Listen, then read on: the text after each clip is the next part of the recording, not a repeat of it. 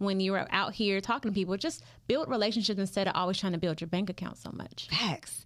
One thing I also want to note when it comes to social media is you are very inactive personally on social media, but you popping business-wise, brand-wise on social media. And I think, again, that's an inspiration for people who feel like they don't want to I don't want to have a personal brand or put all my personal business out there in order to be profitable. And I think that you are definitely proof that you don't have to do that. You don't. When I started Sassy Mitchell, I hid behind my business, but let me be honest on why. I was just terrified because it was growing so fast, and I was a very shy individual, not knowing what to do with that. So I never had a social media for years. My friends begged me to get on social media. So really, when you saw my business, you saw a logo, you never knew who owned it. Never. You never knew. I never even put myself on my about page. It just talked about the hair because I really wanted my product to be known instead of myself. Then as I grew the business, they were like, well, people want to get to know, you behind who you are. And that's when I realized I needed to step out. But for years, I just wanted, when people thought about hair extensions, that I was always an option, and not because of what I had on or who I knew, what I looked like. Just, this is dope, and I just want it. I want this, yeah. It has no other reason. No race related. No, let me just support all Black woman related. Just, I want this, and that's it. So when did you decide to go from bundles to other products? Which one? You have like the Sassy Cap, right? Yes. Is that the only other product under Sassy Mitchell?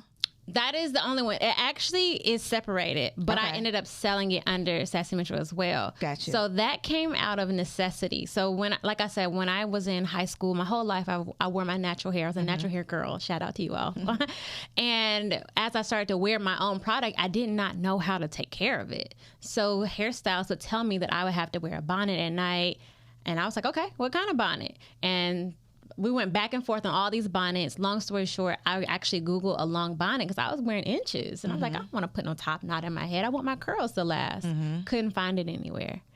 And then I decided, like, if I can't find it, I'm going to make it. Oh, yeah, I'm going to invent it. And then I teamed up with a seamstress, got a pattern.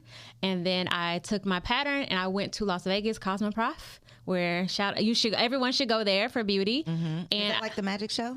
Yes, but it's for only for beauty. Only for beauty. They just had their August. Yeah, they just had their August show. But I went there and I gave a manufacturer my only sample. I prayed over it. It was the only working prototype I had. So either they could steal it and take it and run with it and sell it, or they could do the right thing and give me what I need. So I literally prayed. I prayed and I gave it to them. And then 3 weeks later, they sent me a sample back plus my original. They did me right. But that was a huge risk. That was my hugest risk. Again, entrepreneurship is nothing but a risk. And that, I think, is such a perfect point to make, because I think that people see the success or see what they think people got going on social media, and they think because you did this thing, now you can do all the things. Now you know all the decisions. Now you're making all the right moves. But it literally is day-to-day decision making and hoping and praying that you're making the right decisions, that you don't, sink the ship. So I love that you even mentioned that. Is that the product you have in Target? Yes. Okay, so let's talk about Target. Okay. Because people like me, and y'all too, but people like me want to know, how does the Target thing work? Does it start with going to, I don't know if it's considered a trade show, but does it start with going to a space like the Magic Show? Is that like you're in, or what's like the roadmap to retail? Got you. So one of the ways could be if you are vending, let's just say Essence has an event and you're a vendor. Buyers could attend, like different buyers from different stores would come and they'll check out products, and they may approach you saying, hey, like asking various questions about your products and just doing some soft introductions. And then you can take it from there. The route that I took was what Target had it's called Target Takeoff. It's an accelerator it's an accelerator program that you apply to, but again, you have to apply, and it's just like college. You apply and you hope to get accepted, right? So you go. They have hundreds of thousands of applicants, and they choose. I had maybe 10 to 12 brands in my cohort. out of thousands of people. And then from there, you go through a curriculum that is extremely helpful. And I'm so blessed to have that knowledge. And then you get an opportunity to actually have what is called a line review. So with any major retailer, you're going to have a line review. That is a meeting with a buyer. Gotcha. The buyer I was going to say, what does that mean? I was going to say, yeah, I got you. A line review is a meeting with a buyer. A buyer is a decision maker. They tell you for each specific brand. Yeah, each category. Store. Yeah. Oh, so okay. like there's a category for like makeup. Card games. Yeah. Yeah. Like every category in a store. Like there's the beauty side, and then there might be toys, there might be food and beverage. Like all of those categories have a buyer. Okay. The buyer is pretty much saying yes or nay. Or no, or maybe after you make these changes, let's come back and talk more later. So at what point do you start having these conversations? Is it once you've already like established something, you have the sales, you have the proof, and then you go start having these conversations? Or are these programs and buyers willing to talk to brand new people? Yeah, well, I'm not quite sure of how it works as far as brand new, but I think right now with retail, everyone wants to offer like some form of diversity to their customers.